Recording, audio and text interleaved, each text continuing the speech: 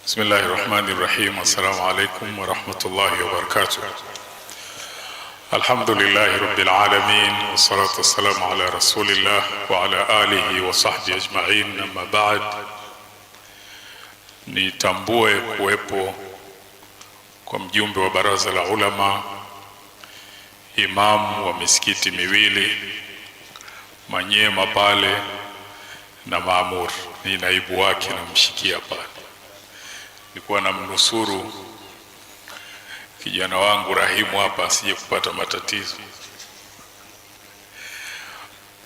Nitambue meza kuu yote hii na mwalimu wangu hapa Sheikh Ahmad al-Maddi, ndugu zangu Sheikh Mziwanda na wengine.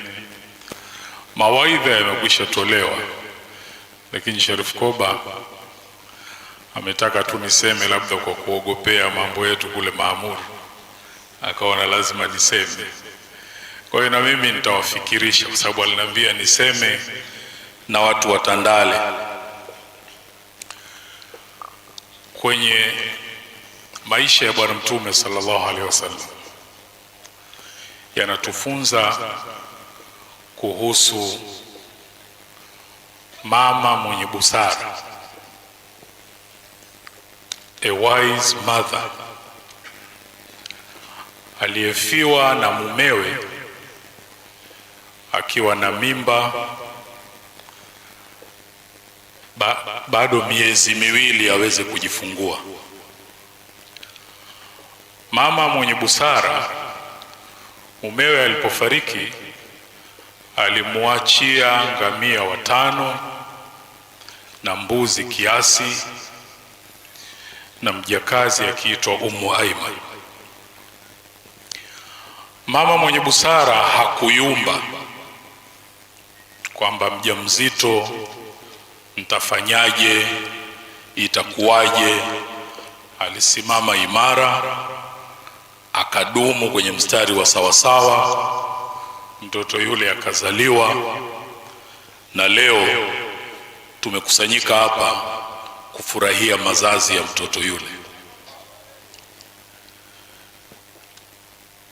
Mama mwenye busara angefanya kama wanavyofanya wanawake leo, baadhi yao.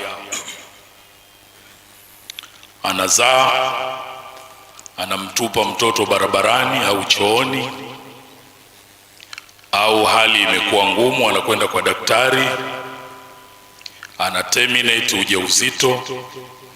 Angalia leo tungekuwa tumepoteza kwa kiasi gani.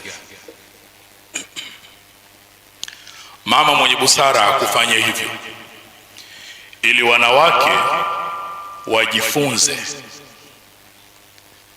kwamba mama mwenye busara analinda, anakaa kwenye mstari, kwa sababu yule aliyembeba, hata kama sababu ilikuwa amekosea, mama mwenye busara hakosei tena kwenye jambo hilo.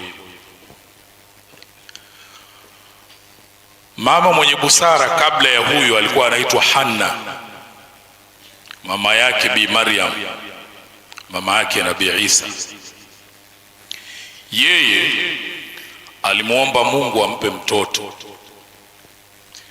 Alipokubaliwa dua yake kwamba sasa mjamzito, akamwambia Mwenyezi Mungu mtoto yule anamtoa nadhiri amtumikie yeye.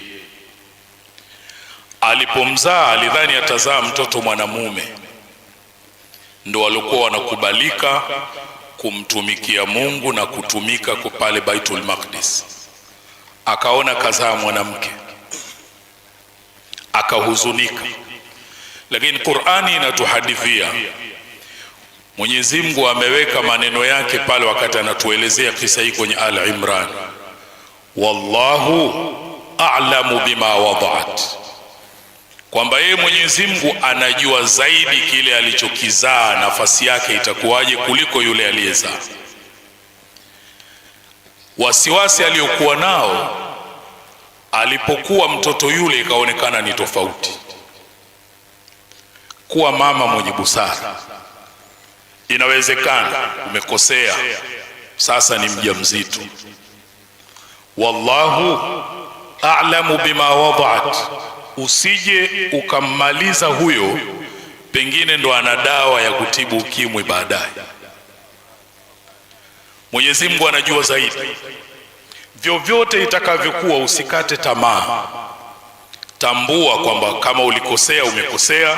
Kama maisha magumu, simama kwenye mstari, kwa sababu hujui mbele kutakuwa nini. Mama mwenye busara huyu, mwanawe alipofika miaka 6 akafariki. Mtoto yule alilelewa na babu yake kwa miaka 2. Alipofariki akalelewa na ami yake. Kule kwa ami yake kule alikwenda na miaka 8. Sasa narudi upande mwingine. Alipofika kwa ami yake, maisha sio mazuri hivyo. Kana yara alghanam, kwa watu wa Maka kwa ujira. Hakugombea remote na watoto wa nyumba ile, hakubweteka. Alipofika miaka 12 kasafiri safari ya biashara ya kimataifa, umbali wa kilomita 1650. Wewe pengine una miaka 30 sasa au 20, bado unagombea remote na wadogo zako, bado unakaa mtaani unasema mwamba umeua. Kama kweli tunataka kufata utaratibu na miongozo ya Bwana Mtume sallallahu alaihi wasallam, tujifunze kwenye maisha yake.